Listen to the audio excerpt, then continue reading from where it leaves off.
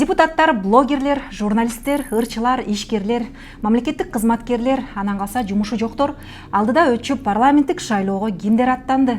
Сиз дагы талапкерлерди изилдеп жетишпей атасызбы? Анда бул видеону толук көрүңүз.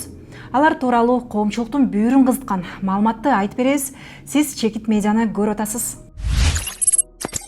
Парламенттик шайлоого аттангандардын саны 300гө жакындады. Тагыраагы 15 октябрга карата Борбордук шайлоо комиссиясына 285 талапкер арызын тапшырган.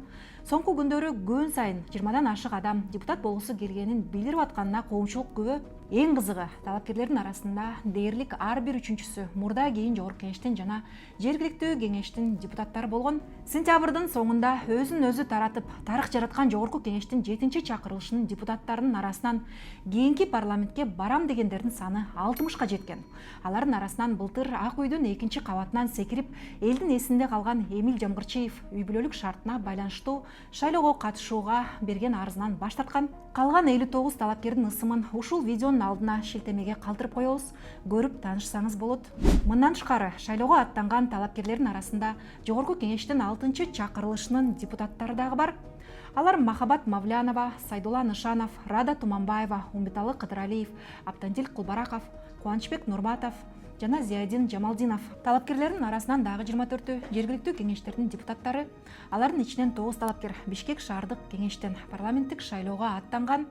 Алар Расул кызы Миргүл, Максат Алымбеков, Кубанычбек Кангантиев, Болот Ибрагимов, Элмир Досалиев, Ильяс Чалов, Улукбек Карбек уулу, Казыбек Иргешев жана Жаныбек Асанбеков.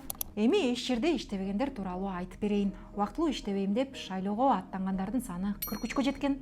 Алардын арасында белгилүү ырчы Бактияр Токторов, Баткен шаарынын мурдагы вице-мэри Алихан Ураимов, жогорку кеңештин 6-чакырылышынын депутаты Кубанычбек Нурматов, 7-чакырылыштын депутаты БШКнын мурдагы мүчөсү Гужаркан Култаева, УТРКнын мурдагы журналисти Мирбек Осмонов бар.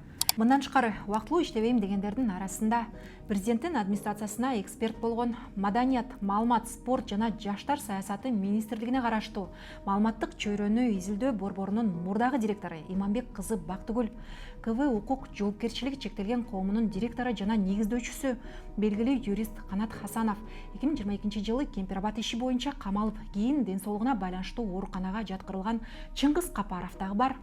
Талапкерлердин арасында 9 пенсионер бар. Мындан тышкары тизмекте ишкерлерди, мамлекеттик кызматкерлерди жана билим берүү жаатында эмгектенгендерди көрүүгө болот. БШКга арызын тапшырган талапкерлердин 3төн 1 тагыраагы 90 талапкер айымдар.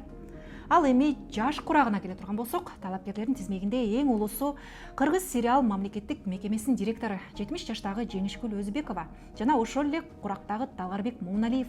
Ал Манас жоопкерчилиги чектелген коомунда кеңешчи болуп эмгектенет. Ал эми тизмекте эң кенже талапкерлерден экөө бар. Башкы прокуратуранын Адисей Чолпонбай уулу Бекмырза жана ишкер Арсен Маратов экөө тең 25 жашта. Биз 15 октябрга чейин каттоодон өткөн талапкерлердин тизмегинин шилтемесин ушул видеонун алдына чыгарабыз.